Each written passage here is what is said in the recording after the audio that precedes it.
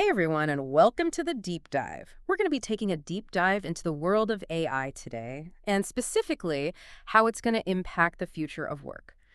We've got some seriously interesting stuff to unpack coming from Liam Otley, an entrepreneur who's actually built a successful AI business. It feels like every day there's a new headline about AI, right?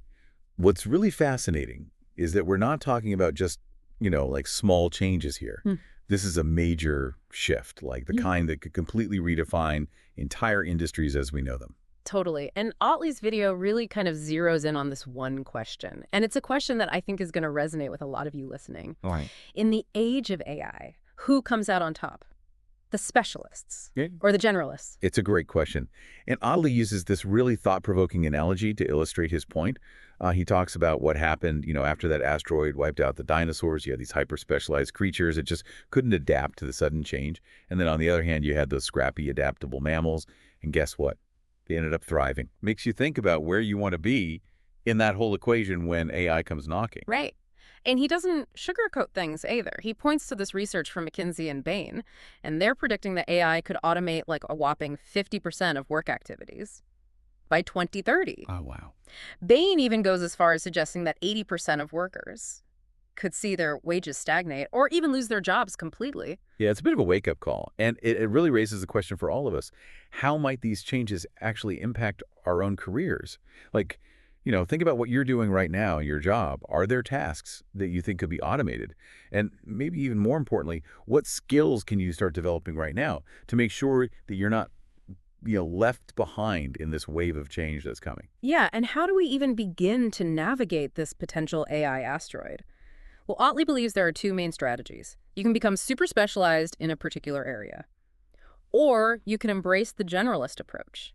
And he uses these really vivid examples from nature to kind of drive this point home. So first up, we've got the giant panda, incredibly specialized creature. Right. They pretty much live exclusively on a diet of bamboo. Yeah, but here's the thing about specialization. If something comes along and disrupts that very specific niche, like let's say a disease wipes out all the bamboo forests, those specialists are in big trouble. They haven't really developed the skills to pivot and adapt. Makes sense. And then on the flip side, you've got the raccoon. It's Master General. Yeah, I love raccoons. They'll eat anything, live practically anywhere. And they are so incredibly adaptable to change. You can almost say they're thriving in spite of all the disruption humans have caused. They're like the ultimate survivors. Really makes you think. Could that ability to adapt quickly actually be more valuable than specialized knowledge in a world that's being increasingly driven by AI? It's a good question to ask ourselves. What skills could we learn to be more like a raccoon? Ready to thrive no matter what changes come our way. Absolutely. And of course, Otley brings up the ultimate example of specialization gone wrong. The dinosaurs, completely wiped out. While those scrappy little mammals were figuring out how to make things work in the new world, he argues we're seeing a similar thing happening in the job market right now, with AI shaking things up in a major way. It's a compelling point for sure. But I do wonder if some specialized fields might actually benefit from AI. Yeah. Not just be replaced by it, Yeah. but actually benefit from it. Like in medicine, for example, AI could help doctors diagnose diseases much earlier and more accurately. And that would free them up to really focus on patient care and developing treatment strategies. That's true. AI could be a really powerful tool in the hands of specialists, helping them to achieve even greater things in their field.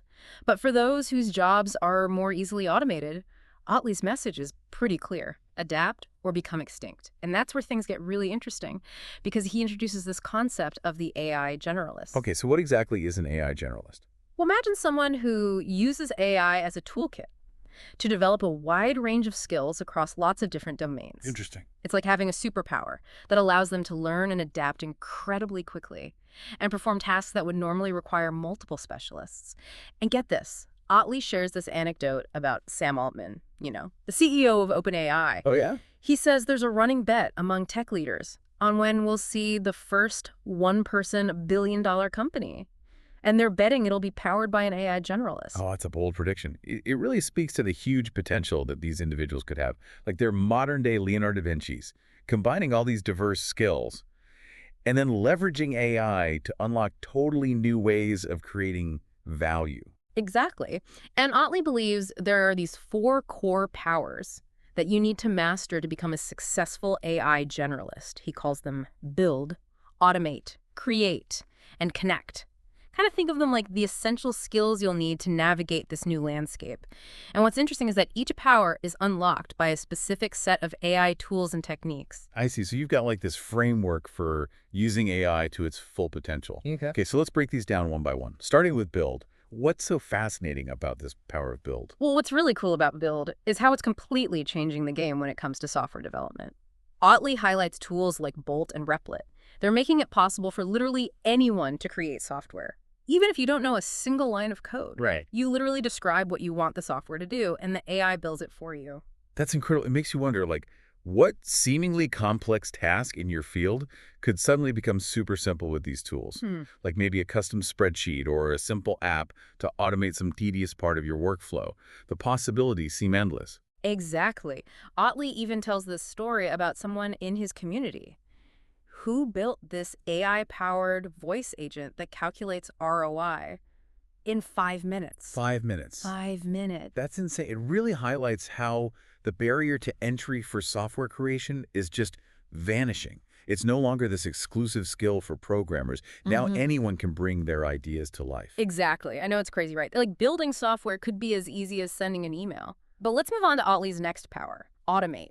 He describes this as a way to create digital workers, like these AI agents that can work 24/7. He sees this as a whole new form of leverage, building on ideas from Naval Ravikant. Oh, yeah. Naval talks about these 3 kinds of leverage, right? You've got labor, capital, Yeah. and then products with zero marginal cost of replication, like code and content.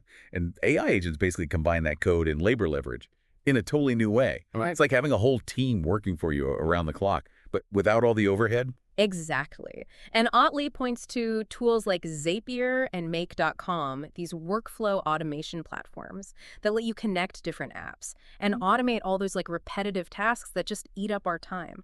I'm curious, what are some tasks in your own work that you could imagine handing off to an AI agent? That's a good question. For me, it'd probably be things like scheduling meetings, maybe transcribing interviews, or even summarizing those super long articles that I have to get through. Think about the things in your day that feel like they're just eating up your time, but don't actually require your unique skills or expertise. Those are the perfect candidates for automation. So true. It's all about freeing up our time and mental energy so we can focus on the stuff that really matters, the things that actually need that human touch. And speaking of the human touch, that brings us to Otley's third power, create. Okay, this is where things get really exciting. Otley dives into all these AI tools like Midjourney, Demali, Runway AI, and Sooner. They're revolutionizing the way we create content. I'm talking designs, videos, music, even written content. And it's happening in minutes, not hours or days. It's mind-blowing. Kevin Kelly, who was the founding editor of Wired magazine, once said that AI is democratizing creativity, you know? It's not just for the artists or the people who spent years honing their craft anymore. With AI as your co-pilot, anyone can create professional quality content. It's incredible. And Otley shares his own experience using AI to generate images of himself for his video thumbnails. He trained an AI model on this platform called Replicate. And now his graphic design team can create hundreds of unique images of him in any pose they need. It's so efficient. It's wild. It's like AI is breaking down all these traditional barriers to entry in creative fields. It's really leveling the playing field. But then the question becomes, how do you take all this amazing content and actually get it seen? And that's where Otley's fourth power comes in. Right, because it's not just about posting on social media. It's about building a personal brand, crafting a compelling narrative, and reaching the right people with your message. Otley argues that this is absolutely essential for success in the age of AI. Totally. And he's practicing what he preaches. He credits a lot of his own success on YouTube to consistently sharing his ideas and building a genuine connection with his audience. He also highlights the power of AI tools like Claude to help you with your writing, overcome writer's block, and communicate your ideas more clearly and effectively. It's important to remember, though, that these tools are here to help us, to enhance our human capabilities, not replace them entirely. It's about using AI to amplify our voices, reach a wider audience, and make a bigger impact with what we have to say. Exactly. And what's really fascinating is how Otley emphasizes the synergy between these four powers. Like, for example, you can use AI to automate the process of repurposing your content across different platforms to really maximize its reach and impact. Yeah, it's like a chain reaction. You use AI to build a tool, Then you automate it to make it run smoothly. Then you create compelling content using it. And finally, you use Connect to share it with the world. Each power amplifies the others, creating this cycle of growth and impact. Yeah, it creates this incredible feedback loop where AI just helps you create more, reach further, and ultimately have a bigger impact.